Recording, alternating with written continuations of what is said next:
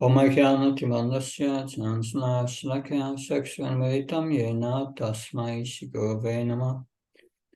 Namo Vishnu Padaya Krishna Pastaya Bhutala Shrimate Bhakti Vedanta Swami Tinamine. Namaste Saraswata Devi Gaurvani Pacharine Nirvashesha Sunyavadi Paskatjai Desatarane. Hare Krishna, this morning we will discuss Canto 1, Chapter 4, that we may go to most of this small chapter today. But we will start with reading text 1. Om Namo Bhagavate Vasudevaya. Om Vyasa Vacha Iti Bhuvanam Samstuya Muninam Dirya Satrinam Vritta Kulapati Stutam Avicca Sanako Bhavid.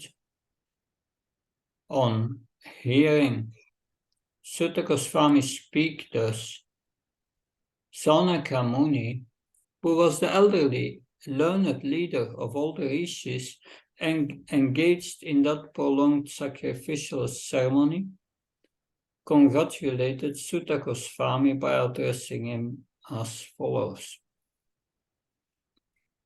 So Sanaka Rishi is the head of so many sages. He is also the senior most, and is the most learned. So he has been chosen to reply to carry on the conversation with Sutta Goswami, who is the great speaker. He has inherited from, Sutta Goswami has inherited the Vyasa sum, more or less from his father. We know the story. But he himself is fully learned, fully blessed, and is sitting, having heard the Bhagavatam from Sukadev Goswami, and therefore is now going to speak. But before he starts to speak, Sanaka Rishi, he wants to encourage him.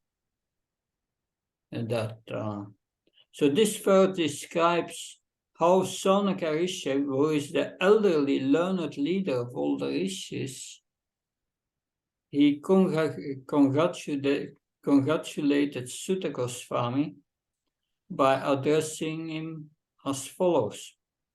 So, what is meant by congratulations? He begins to glorify him. He's thanking him with the purpose of encouraging him. Why does he want to encourage Sutta Goswami to speak? Because the sages are so eager to hear. They want to hear about Krishna. Actually, they only want to hear about Krishna. They have no other desire. Plus, they know this Krishna Katha is verbally the medicine for the age of Kali.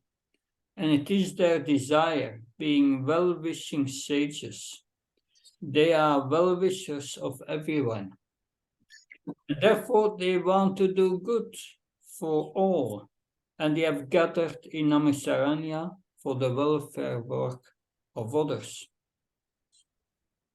So, Sanaka Rishi is Kulapati, the head of the assembly. And a Kulapati is one who is such a great sage, a Brahmin sage, such a great teacher, that there are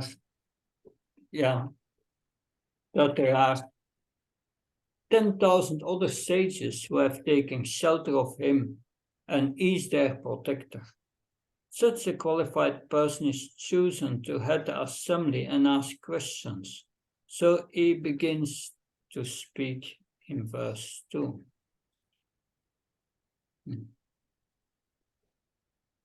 Sanaka Vacha Sutta Mahabhaga Vadano Vadatam Vara Katam bhagavatim punyam yat aha bhagavan sukha. Saunaka said, O Sutta Goswami, you are the most fortunate and respected of all those who can speak and recite.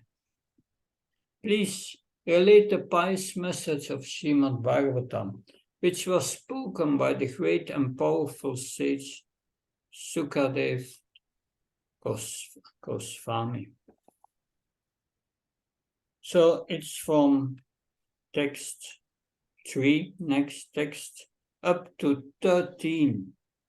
I think that Saunaka Rishi is asking questions to Sutta Goswami, because the first 6 questions has been answered. 4 in the 2nd chapter and 2 in the 3rd chapter. Now to encourage him and to give him, he will give him a subject matter to speak about Krishna. So Saunaka is asking more questions. Now these questions can be divided in different ways. The first set of questions is about Srila Vyasadeva, who spoke the Bhagavatam originally.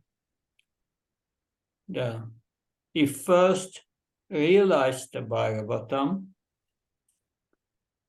which will be discussed in chapter 7. And then he spoke it to Sukadev Goswami. The questions about Sukadev Goswami are the second group of questions. Then Sukadev Goswami realized it and then spoke it, the Bhagavatam, again to Parikshit Maharaj.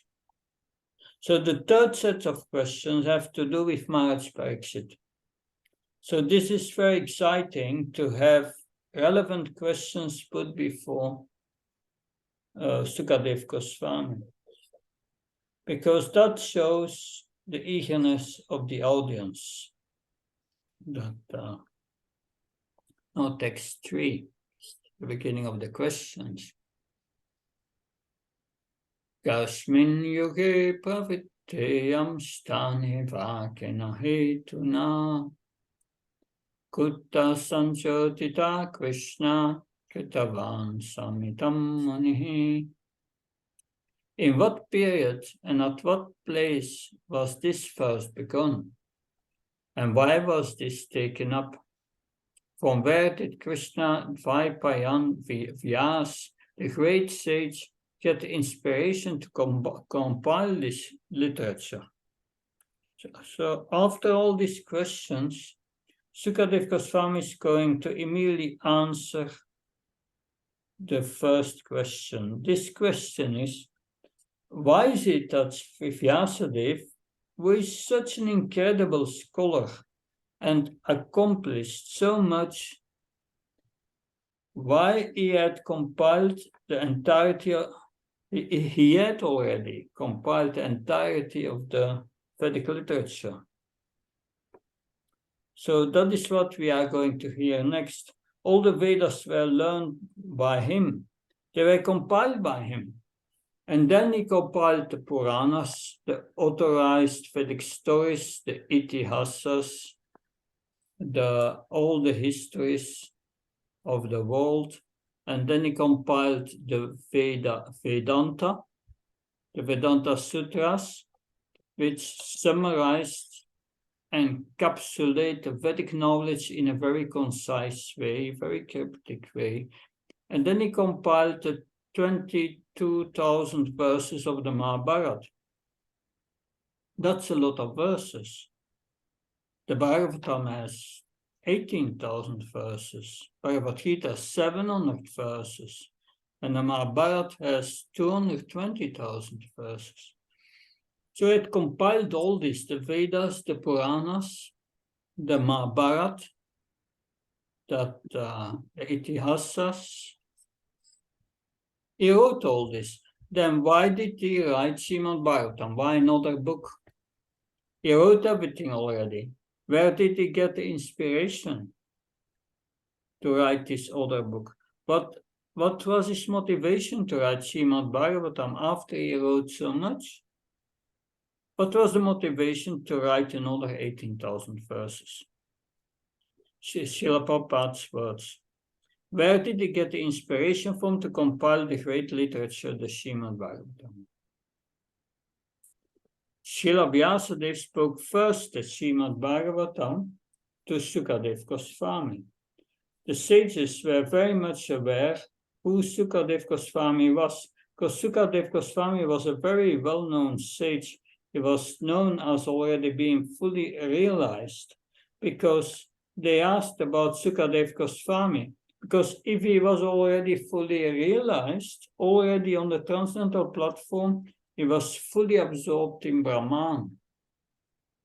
He had nothing to do with the material world, which means that he had nothing to do with his body, practically speaking. Nor had he anything to do with what we see as external to our body. And yet he took the trouble to sit down and hear Srimad Bhagavatam. If someone is already transcendentally realized to the extent of Sukadev Goswami, what may he find in the Srimad Bhagavatam that made him undergo more studies?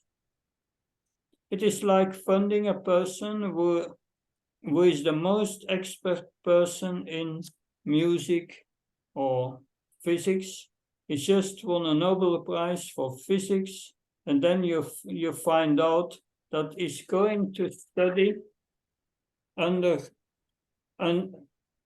someone, and that is going to school to learn again more physics, studying a certain book. Then you want to know the quality of that book. This person is so learned. What impelled him to do this? Text 4. Tasya putra mahayogi samadrinne vikalpakam ekantamati tannitro kuttamuta iveyate. His Vyasadev's son was a great devotee, an equibalanced monist, whose mind was already concentrated in monism. He was transcendental to mundane activities, but being unexposed, he appeared like an ignorant man. So Sukadev Goswami was an equibalanced monist, which means that he was fixed in the understanding that everything was composed of nothing else than Brahman. He was always concentrated in monism. He was transcendental to mundane activities. This means that he has nothing to do with matter and the material world. Being unexposed, he appeared as an ignorant person. He wandered around, not caring what people thought of him, looking like a madman, having nothing to do with the material world, while Srila Vyasadeva was following his son. Text 5. Istvanuyantam risimatmasamapya annagam devyo ya paritadu nasutasya chitram taviksha pritshati muno jagadus tavasti stepum vidanva natu sutasya vivikta driste. While Sri Vyasadeva was following his son, beautiful young damsels who were bathing naked covered their bodies with cloth, although Sri Vyasadeva himself was not naked. But they had not done so when his son had passed. The sage inquired about this, and the young ladies replied that his son was purified, and when looking at them, made no distinction between male and female, but the sage made such distinctions. So Sukadev immediately after taking birth, and Srila Vyasadeva went, he ran away, and Srila Vyasadeva went after him. So Sukadev Goswami was naked, and when the young ladies who were bathing bathing saw him, they did not give away any attention to him. But when Srila Vyasadeva came, who was also a great sage, they immediately covered themselves in embarrassment.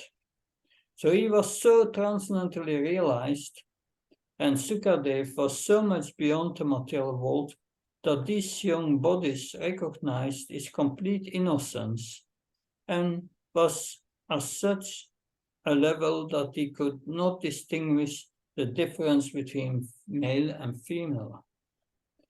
He was on the soul level. He saw everyone as souls.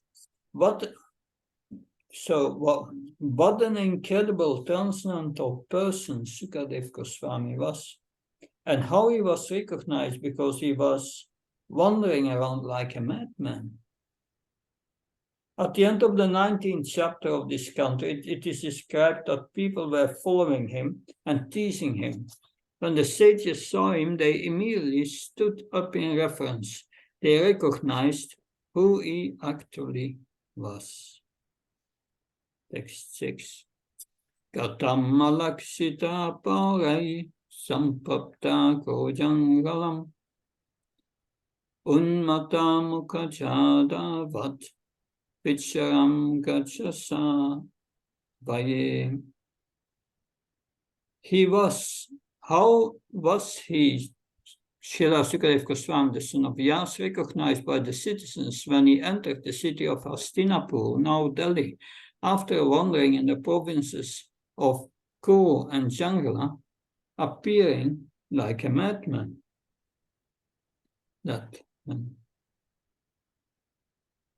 Appearing like a madman, dumb and retarded. Katam vapanda veyasya rajaksya muninasa samvada samabuddhata yatraisa satvati shruti. How did it so happen that King Pariksit met this great sage, making it possible for this great transcendental essence of the Vedas, the Bhagavatam, to be sung to him? So then it is described how a person who is a king, Maharaj Pariksit, met Sukadev Goswami. Transcendentalists refused to meet with worldly people. Asatsangatya ai Vaishnava achar. These transcendentalists do not deal with materialistic people, because materialistic people, they want something from them. The Srila Prabhupada gives very nice instructions for this, for those in the renounced order for dealing with materialistic people. Text 8.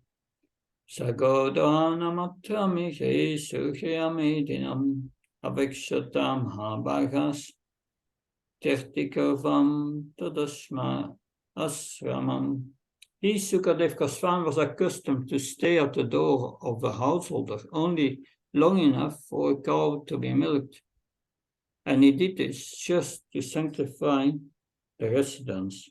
So from his activities, that those in the renounced order of life and dedicated to the mission of preaching the message of God should learn that they have no business with householders, save and except to enlighten them in transcendental knowledge. Such asking of alms from the householder should be for the purpose of sanctifying his home. That one who is in the renounced order of life should not be allured by the glamour of the householder's worldly possessions and thus become subservient to worldly men. For one who is in the renounced order of life, this is much more dangerous than drinking poison and committing suicide. When His Holiness Sat Swarup Maharaj and His Holiness Sri Dayananda Maharaj took sannyas, Srila Prabhupada gave the instruction that when you go to a householder house, don't think, I could have enjoyed something like this. This is the instruction Srila Prabhupada gave them. So therefore, Lord Chaitanya refused to have anything to do with King Pratiparudra. Sukadev Goswami would only go to a householder's house, staying for 5 to 10 minutes to bless them and leave. How is it that he took the trouble to study this literature? And secondly, he who is so transcendently realized, how would he spend time with a king, Maharaj Pariksit? And thirdly, he does not just stay 20 or 30 minutes, he spends 7 days with him continuously, 24 hours a day. What was the reason for that? These questions of the sages were very penetrating and deep, because one gets responses according to the depth of the questions that one is asking. If one throws in a peaceful lake a huge boulder, then there will be a huge splash in response. If one throws a tiny pebble, blip, it is like that with questions. The second element of the question had to do with Sukadev Goswami, and the third had to do with Maharaj Pariksit. He was a great and powerful king. What caused him to give up everything? Not text 9 and 10. Abhimanyu sutam suta prabhupada vatottamam tasya janma mahasharyam karmani sakhehi hinihina. It is said that Maharaj Pariksit is a great first-class devotee of the Lord, and that his birth and activities are all wonderful. Please tell me about him. Se samsara kashyavaito pandunam manavartana prayapavishti gangayam anadriyatirachayam. He was a great emperor and possessed all the opulences of his acquired kingdom. He was so exalted that he was increasing the prestige of the Pandu dynasty. Why did he give up everything to sit down on the bank of the Ganges and fast until death? First, they asked about his birth and activities because he was a devotee. The 12th chapter in the first canto discusses his birth. Then in the 15th and 16th chapter, it discusses the activities of Maharaj Pariksit. And in the 18th and 19th chapter, it discusses how such a great king who was the shelter of many others. The king is a Prajapati party, the protector of all the citizens. How is it that such a responsible person, whom everyone was depending on, how is it that he would just give up everything and then leave and sit by the Ganges, the Yamuna, and then die? That text 11 and 12. Namantiyat padaniketam atmana Sivasyahaniyat tanani shatrava Katam savira shyamanga dustyayam Yavaishatat shastamaho sahasubhi. He was such a great emperor that all his enemies would come and bow down at his feet and surrender all their wealth for their own benefit. He was full of youth and strength, and he possessed inseparable kingly opulences. Why did he want to give up everything, including his life? That text 11, 12. Shivaya lokasya bhavaya bhutaye yautamasloka parayanachana Jivantinatmachtamasa parasrayam Mamuchani nirvitya kutakalevaram. Those who are devoted to the cause of the personality of Godhead live only for the welfare, development, and happiness of others. They do not live for any selfish interest. So even though the Emperor Pariksit was free from all attachment to worldly possessions, how could he give up his mortal body, which was shelter for others?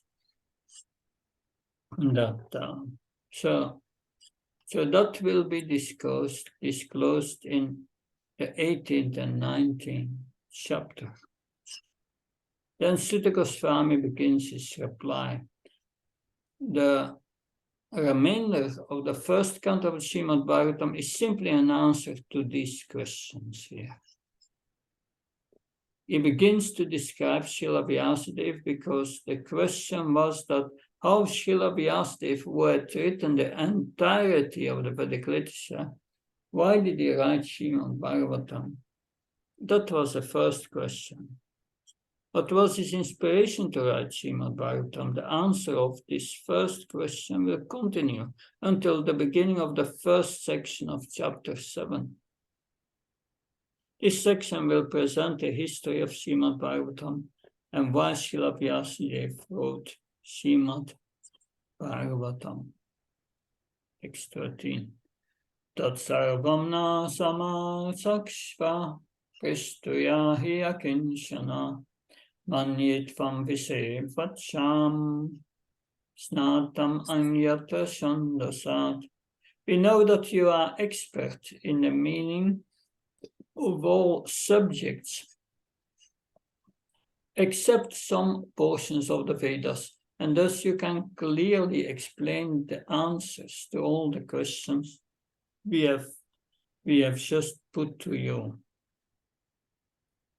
So in the 28th cycle, in the lifetime of Vaivashvata Manu, there is a reversal. The normal way it goes is Satya Yuga, Dvapara Yuga, Tetra Yuga, and Kali Yuga. But the third Yuga, Tetra Yuga, is transposed with the position of the second Yuga, Dvapara Yuga. When that occurs in the 28th Yuga cycle of Vaishvata Manu, then that is a signal for Srila Vyasadeva to take his birth. Text 14. Sutavachat vapre samam nu prapte tritiye yugaparyaye yata parasara yogi vasavyam kalayahare. Sutta Goswami said, when the second millennium overlapped the third, the great sage Vyasadeva was born to Parasar in the womb of Satyavati, the daughter of Vasu. So in the three sandhyas, which is the beginning, middle, and end of each yuga, he takes his birth at the end of the Dvapara Yuga, which is just preceding Kali Yuga. Vyasadeva is a title, and Krishna Dvaipayan was his name. So Krishna Dvaipayan Vyas took his birth as the son of Parasar, and of course also from Satyavati at that time. He began to meditate on the bank of the Sarasvati river. We will hear more about his meditation later on, but he began to meditate and understood that Kali was coming.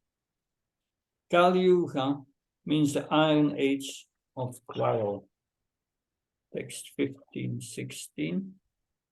Sakadachit Sarasvatya upasprasya chalam suchi vivikta eka ashina uditera vimandale.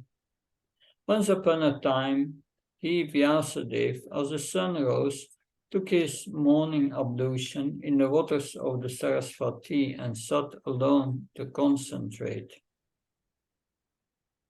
That 16. Paravarya sarishi kalena vyaktaram masa Yuga Dharma Vyatikaram Praptambu Yuge Yuge. The great sage Vyasadeva saw anomalies in the duties of the millennium. This happens on the earth in different ages due to unseen forces in the course of time. So that means there is materialistic strife, there is anxiety, there is sin, there is ignorance, there is misery, there is unhappiness. People are in distress, have short lives. Everyone is in anxiety. Everyone's mind is disturbed. Everyone is full to the top with material desires. The more they try to satisfy their material desires, the more ignorant, crazy, and foolish they become. So in meditation, he understood that he was just about to occur. That was just about to occur. Kali Yuga was approaching rapidly, and there are a few verses that describe what he saw. 17:18. Bhautikanam sabhavanam saktirasam saktatkritam ashradadanan nisatvantumidam rasitayusam Durbagam Sachanam Viksha Munir Divyena Shakshusha Sarva Varna Shramanam Yat Datyahitim Amogadrik. The great sage, who was fully equipped in knowledge, could see through his transcendental vision the deterioration of everything material due to the influence of the age. He could see that the faithless people in general would be reduced in duration of life and would be impatient due to lack of goodness. Thus he contemplated for the welfare of man in all statuses and orders of life. So he saw that everything would deteriorate due to this age. He saw that the people in general were faithless. In this age, what can you have faith in? Can you have faith in the currency? Because you have a certain amount in the bank and therefore you will be peaceful and happy. No, you cannot be faithful in that way. You will always be in anxiety because you never know what crisis is going to happen next. Can you have faith in your parents even? Practically speaking, in Kali Yuga, they kill their children in the womb. Can you have faith in the government leaders? Nobody trusts anyone. There is divorce. It is so horrible, Kali Yuga. People are faithless, but they have good reasons to be faithless. That faithlessness keeps the cycle going down. People are faithless. Their duration of life is reduced. They are impatient. They can't wait for a few moments.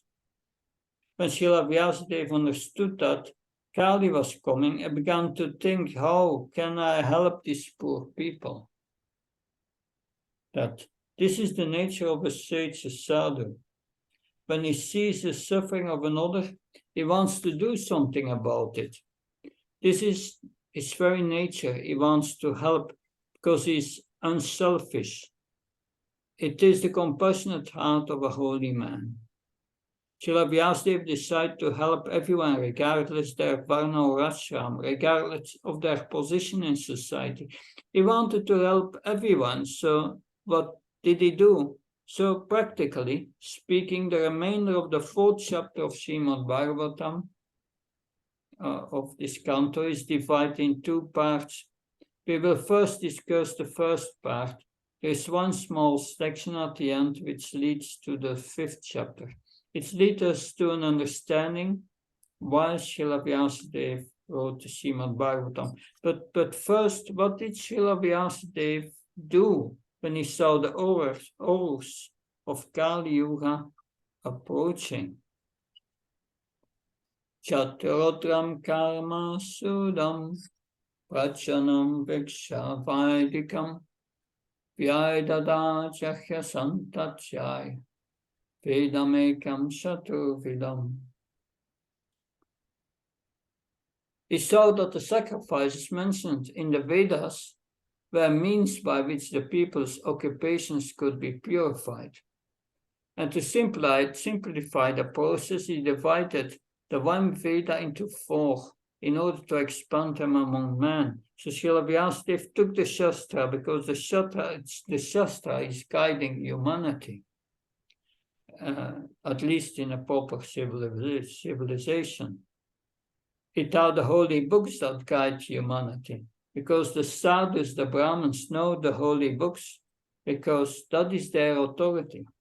Srila Vyasadeva understood that there was one Veda, the Yajur Veda, and that people in general, because Kali was approaching, they would not be able to understand this esoteric book. First of all, it wasn't written down. In Kali Yuga, people can't even remember what day it is. No one can remember anything. In 2 minutes, someone said something, and you can't remember what has been said. Because of passion and ignorance, buffering one's mind continuously. So, therefore, it should be understood that things have to be written down in Kali Yuga. And he understood that the esoteric purposes of the Vedas, by people who are always disturbed, who have short lives, they cannot understand the Vedas. Therefore, let me make it easier for them. By following the rituals of the Vedas, one's duties are purified.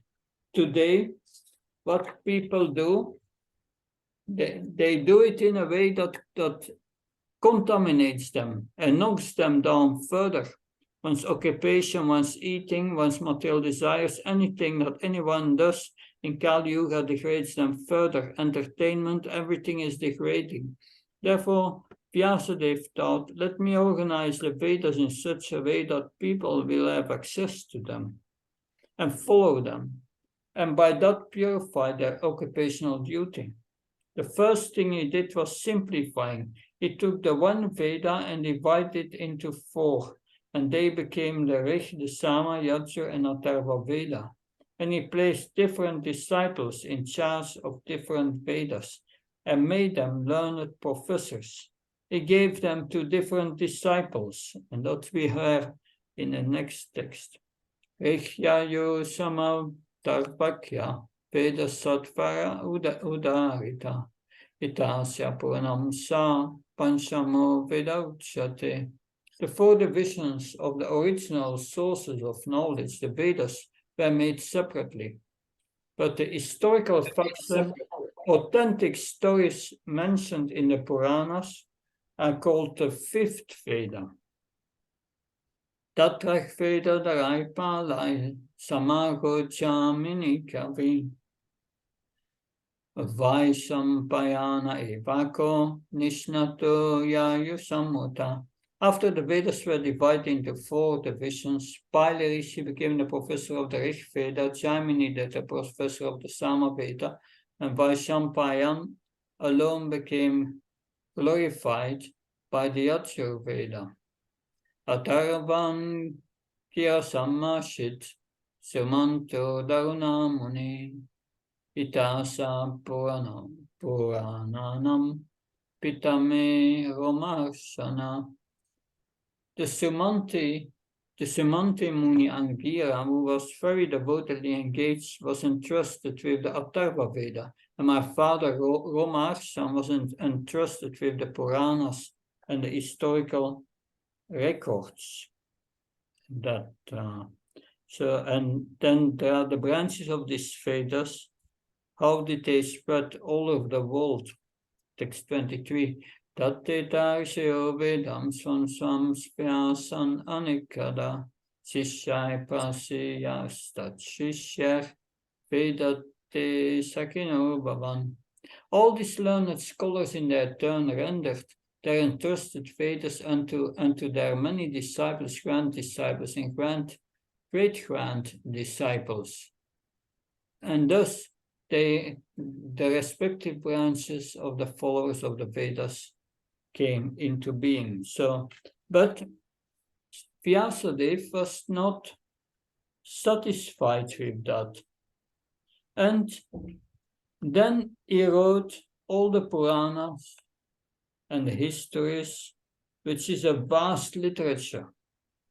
There are 18 major Puranas, 6 for those in Tamagun, 6 for those in Rajas, and 6 for those in Sattvagun. And then he compiled the 200,000 verses of the Mahabharata for those who couldn't take advantage of the philosophy, because the other works, they were quite very philosophical. 24. Tadeva Vedado Mede Tayante Pusharyata Evam Sakara Bhagavan Vyasa Kipanavatsalah. Thus the great sage Vyasadeva, who is very kind to the ignorant masses, edited the Vedas as they might be assimilated by less intellectual man. 25. Sri Shudra Divya Bandhunam Traina Shutagochara Karmashesha Simudanam Shreya Bhavetya Iti Bharatam Akyanam Ipaya Munina Kritam. Out of compassion, the great sage started twice that this would enable man to achieve the ultimate goal of life. Thus he compiled a great historical narration of the Mahabharata for women, laborers, and friends of the twice born. So people in Kali Yuga, as soon as philosophy is spoken, what happened? If everyone gets very tired. So the Mahabharata isn't philosophy. It is about exciting stories, kings, drama, action, intrigue, war, killing, plundering, the kind of things that everyone likes to hear about. So he compiled this and he placed within the Mahabharata the jewel of the Bhagavad Gita, which tells us 15:15, Vedessa server ameva vedya. It tells the essence of the entirety of the Veda that one should become a devotee of Krishna. He carefully and perfectly placed that in the Mahabharata. So he had done all this work and compiled so much. After writing all this, yet he was not feeling satisfied with himself. That we will know here in the next verses. Evam pravittasya sada bhutanam shreyasidvya sarvatmakenna piyada natusya dritayam tata. But twice born Brahmins, still his mind was not satisfied, although he engaged himself in working for the total welfare of the people. Naiti prasida dritaya sarasvatyas tatachicha vitarkayam viviktasta idam kovacha dharmavit. Thus the sage, being dissatisfied, at once began to reflect, because he knew the essence of religion, and he said within himself, text 28-29, Tetavatena maya sadamse goravonyaya manita nirvalikena kritam sanusanam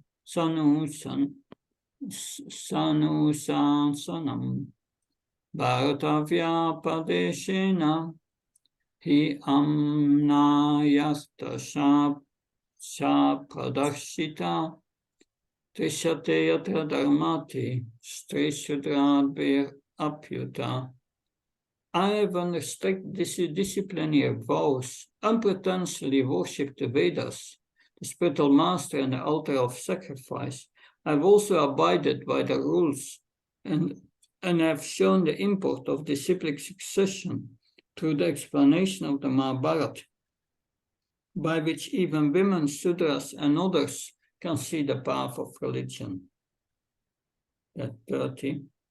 Tatapi bhatamedayo iatmam chevat manavibo asampana ivabhati brahma vaksasya satamai. I'm feeling incomplete, or I myself am fully equipped with everything required by the Vedas. So if he's saying here, he feels incomplete, which is truly the feeling of everyone within this world. Everyone within this world who is not linked up with Krishna feels incomplete, as long as our activities are centered on the physical or mental level, we will be feeling incomplete.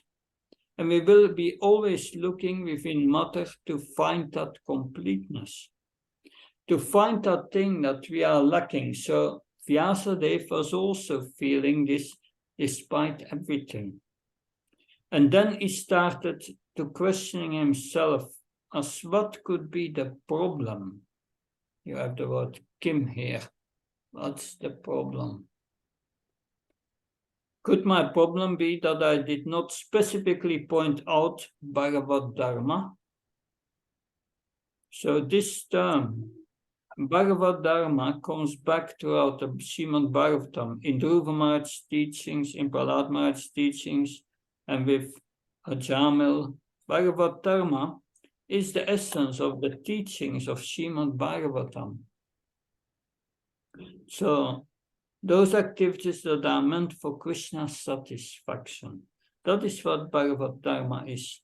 It is the essential principle of religion. It says, could it be that I'm feeling incomplete, that although I've written a whole room full of literatures, I did not specifically point out the devotional service of the Lord? That's next verse. Kim va bhagavata dharmana pena nirupita priya paramahamsanam tadeva I achuta priya. This may be because I did not specifically point out the devotional service of the Lord, which is dear both to perfect beings and to the infallible Lord. So it says, could it be that I'm feeling incomplete? That because I did not specifically point out the devotional service of the Lord. I only pointed to Bhagavad Dharma, which is dear to both the Paramahamsas, the perfected souls, and to the infallible perfect Lord. But when he thought, could it be that my problem is that I did not write about Bhagavad Dharma? At that moment, his Guru Maharaj, Narada Muni, came to his beautiful cottage at the bank of the Sarasvati. Text 32, 33. Tasaivam kilam atmanam mam yamanasya kityata krishnasya narado bhyaka ashramam prach udaritam. As mentioned before, Narada reached the cottage of Krishna Dvaipayana Vyas on the banks of the Sarasvati, just as Vyasadeva was regretting his defects. Dhammabhihyaya sahasa pratyutara tatayagatam muni pujanam asavididvam naradam surapuchitam. At the auspicious arrival of Sri Narada, Sri Vyasadeva got respectfully and worshipped him, giving him veneration equal to that given to Brahmaji, the creator. So the arrival of Narada Muni was very auspicious. He could now directly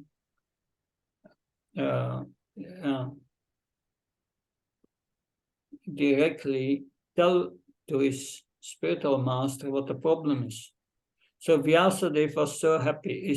He stood up out of respect. He began to worship him with great veneration, as if the creator of the whole universe had arrived.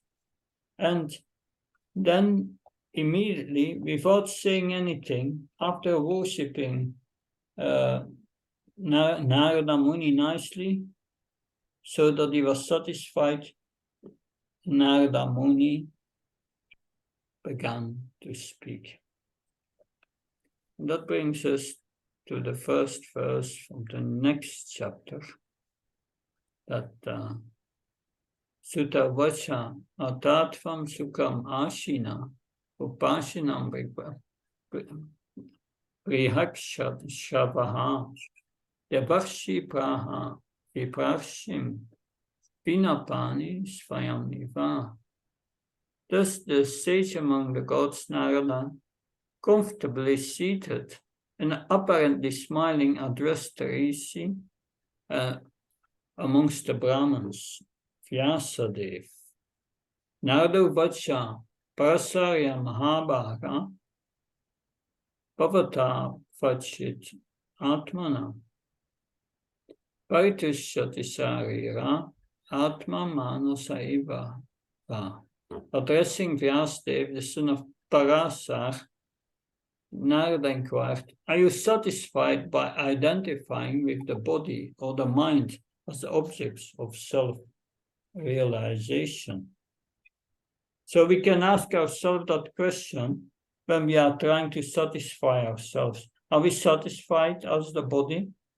If I do everything to satisfy the body, am I satisfied? When I fill my mind with all my desires, am I satisfied? Narada Muni is pointing to the primary defect, the fault in what Srila Vyasadeva has done, and why Srila Vyasadeva is not feeling satisfied. We know that the ultimate reason that Srila Vyasadeva is not feeling satisfied because Krishna has planted this dissatisfaction in his heart. He impelled him not to feel happy and satisfied because Lord Krishna wants his Bhagavatam to spread in his light in Kali Yuga. So it is a bit mystical. Narada Muni, he is feeling dissatisfied in the heart.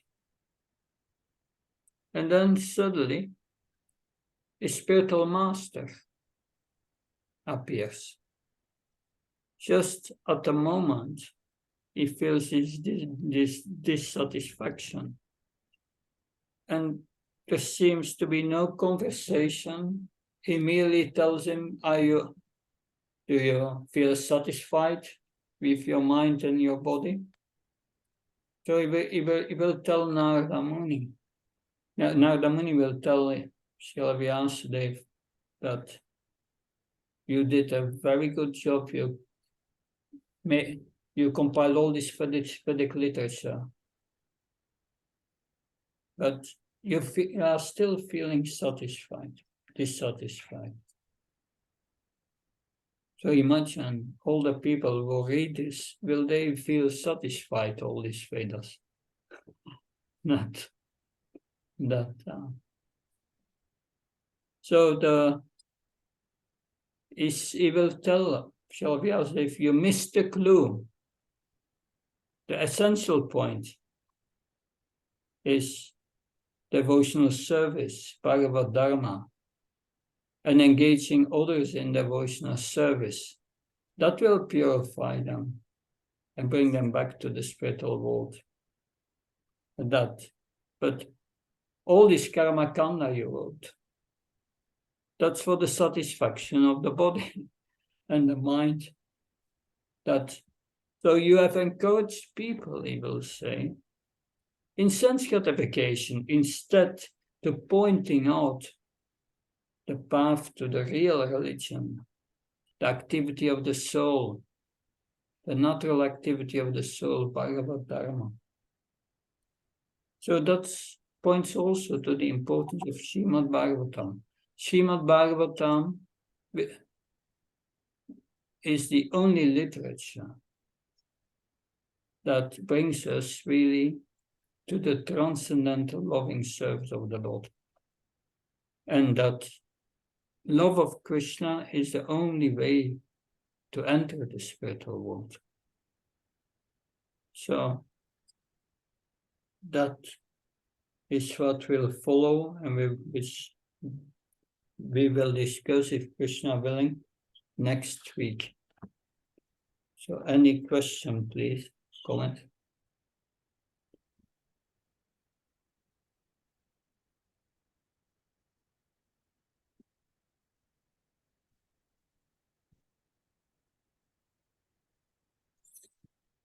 Thank you very much, Maharaj.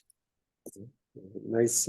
Because of your mercy, we are going through each and every verse of Srimad Bhagavatam. Thank you for that. In today's class, Maharaj, just trying to understand a little more. We did touch point on this, but like Vyasadeva was not satisfied. So, and then he thought, okay, and then Narada Muni came, and then he explained him. But was it that internal satisfaction he didn't have? He was just feeling something is missing, or do we are there any reference that he wasn't satisfied that there is enough done for people in Kali Yuga?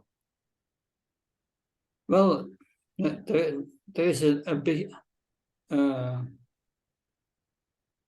bigger plan here, that and that's suggested by Srila Prabhupada explains that, because Srila Vyasadeva is fully realized, is on the Brahman platform, fully realized that and normally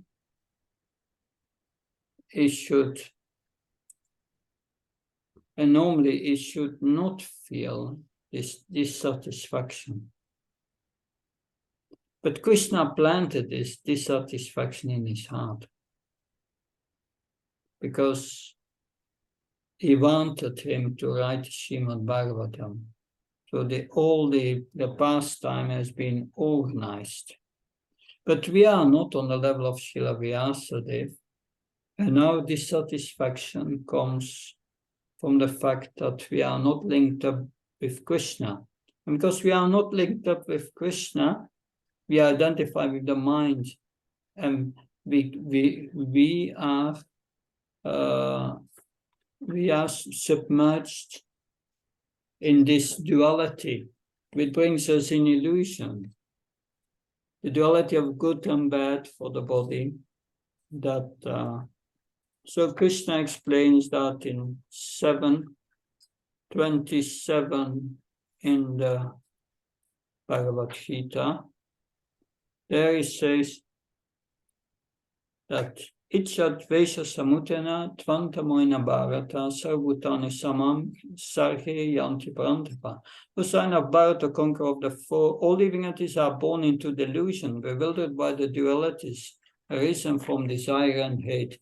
Because it's this attachment and aversion in this world which makes us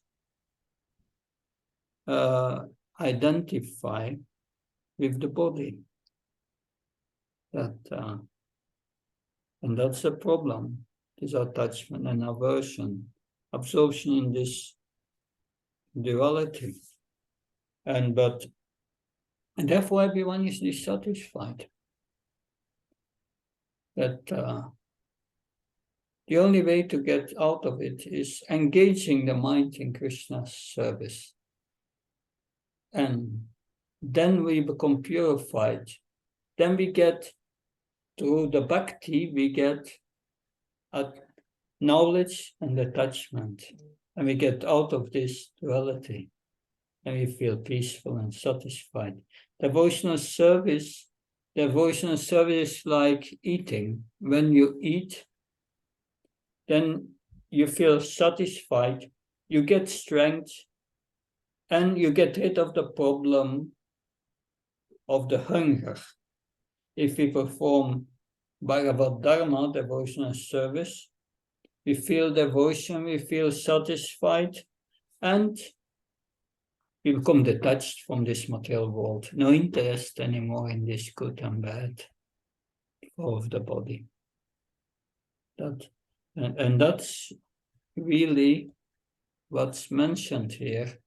And Srila Vyasadeva will summarize that in 177 of the Bhagavatam. He will, after having his vision by meditating on the absolute truth, he will say, yes, by the performance of this devotion, by giving oral reception, by hearing about Krishna, just by absorbing in the service of hearing about Krishna, we get rid of lamentation, illusion, and fear. And we become satisfied and peaceful. That's what Sutta Goswami before said. Savaipam saprodamo yato bhaktiya doksya ahait kapatiyata yatma shupasidosi. Yatma shupa supra ishyati. Yatma shupasidati. So one becomes very, very satisfied by the performance of this pure devotional service. And that's the only medicine that, so that's being pointed out here. Does that help? Yes. Yeah, thank you. That it's an important teaching. Next week we will go deeper in that. That's getting out of the Manodharma. Manodharma means absorption in the mind and the good and bad. And that's our problem. Good. Yes, ma'am. So, Maharaj, if you have time, one more question. Yeah, sure. So, just to understand Maharaj from higher level,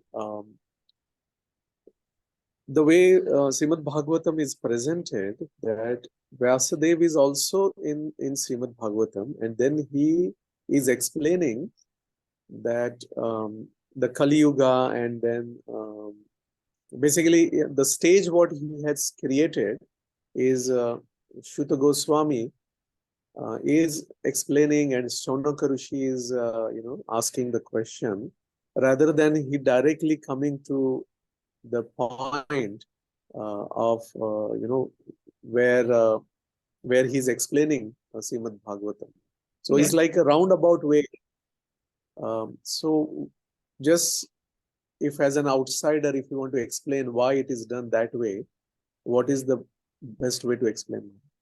Yeah, because Shaunaka Rishi, before going into the Bhagavatam, wanted that Sutta Goswami would tell about the history of the Bhagavatam, how it was written. And that's what we hear now. And he wanted also to set the context of the Bhagavatam. Why is Sukadev Goswami speaking this to a king? That's important to understand.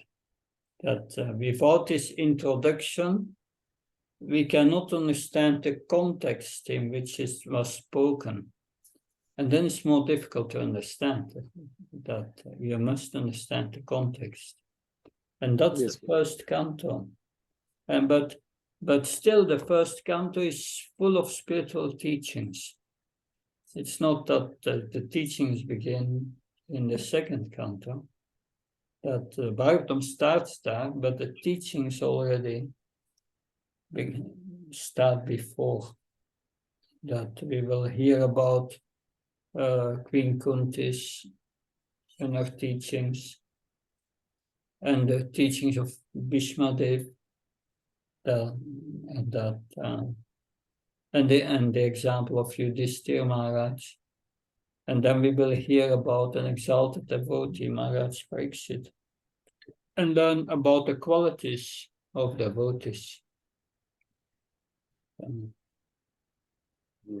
Yes, But- no, very important point. Thank Yeah, thank you. Then we see next week. you. Yes. Okay. Thank Hare you. Krishna, Jai Prabhupada. Hare Krishna. Hare Bol. Jai Prabhupada.